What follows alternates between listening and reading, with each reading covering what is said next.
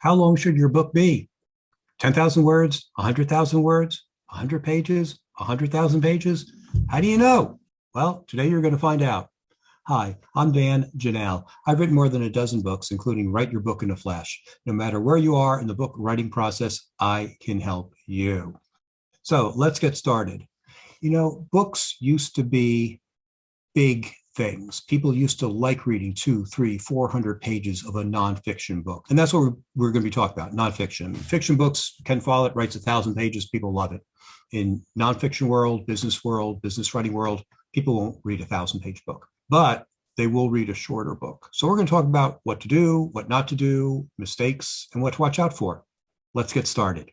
I wrote one of the first books about marketing on the internet back in 1993. It was about 400 pages long. It covered everything: advertising, marketing, publicity, email marketing, on and on and on and on and on and on. It covered everything. It was incredibly comprehensive. I was very proud of it. And it had more than 100,000 words. It was big.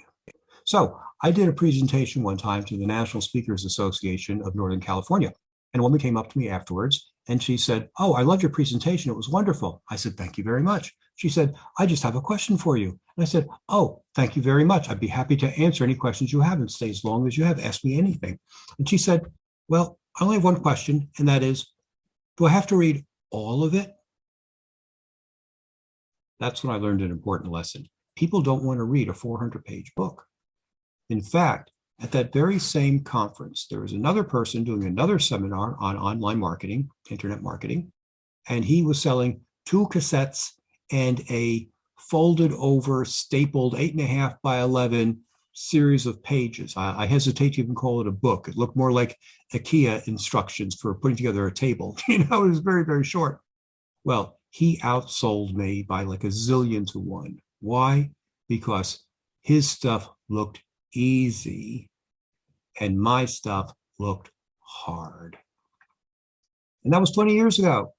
Imagine how people's attentions and time spans and attention to detail has changed over the last 20 years. It certainly hasn't gone up. It's gone down, way down, way down, way down. So you need to write a book that is short. Well, how short? Well, I'll give you a couple of examples. I attended a seminar about 2 years ago, before COVID, where we actually could attend seminars. And a gentleman by the name of Chip Bell was speaking, and he gave away copies of his book. And his book almost looked like a children's book. It was short. It was maybe 60 pages. It was square-ish. You'll see a picture of it in the video here. And it had big type, lots of color, lots of pictures, and lots of stories. He gave a brilliant presentation. In fact, it was one of the funniest presentations I had ever seen. It was really, really good. And afterwards, he asked for questions. And I asked him, "Your book is really short. Was that on purpose?" And he said, "Yes." He said his audience were customer service personnel who were involved in, hotel management and fast food, people who dealt face-to-face with customers all the time.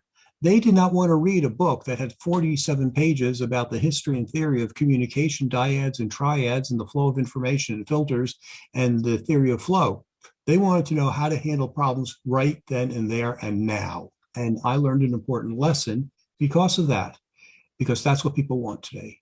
They want to pick up a book, but when they get on a plane in New York, and finish it by the time they land in Los Angeles. In fact, I used that little joke in one of my presentations, and someone interrupted me from the audience. They said, "No, they want to finish the book by the time they fly over Chicago." And everyone laughed, and I laughed too, because it's true. People want less. The only reason people read a book, write this down, the only reason people will read a nonfiction book is to solve their problems. So your book needs to be focused on solving their problems. So if you have 8 chapters that talk about the 8 wonderful things that you love to solve, chances are you're going to be able to apply the 80-20 rule and be sure of hitting the problems that most of your target audience wants to have. So that's where you get your content. Now, we're going to talk about how long should a book be. Well, today we're talking about 20 to 25,000 words. That's about 100 to 150 pages in your book. Why? Because if it's really thick, it will turn people off, just like my first book did. If it's thinner, then people will say, oh, I can get through this. But if it's too thin, I don't think you get the credibility that you really are looking for in a book. So that's the sweet spot. So if we're looking at 20,000 words, let's break that down. How many words should you write in a week? Let's work on a timetable. Let's say if you write 1,000 words a week, you'll have your book done in 20 weeks. That's 20 weeks, 1,000 words, 20,000. Nice, simple math. That's about 5 months. So if you can stick to a schedule of writing 1,000 words a week, maybe 250 words a day over 4 days, you will have your book done in 4 or 5 months. Now, of course, if you can write 1,000 words a day 3 times a week, you'll be writing your book and finishing your book a lot faster, and that's perfectly fine too. And that way you'll have time for research and doing other studies, getting additional statistics, getting stories, getting pictures, getting ideas. That will make your book more readable as well. Of course, if you're writing a thought leadership book, maybe you want your book to be a bit thicker for more credibility. Also, to get credibility, be sure to have your picture on the cover of the book. My picture is not on the cover of the book. Big mistake. Learn from my mistakes. And also learn from other videos we have in this series. Click on this link and you'll see another video I produced on how to design the interior pages of your book so they stand out and they grab attention, so people don't want to put down your book. They want to read your book so you get more prospects and more business.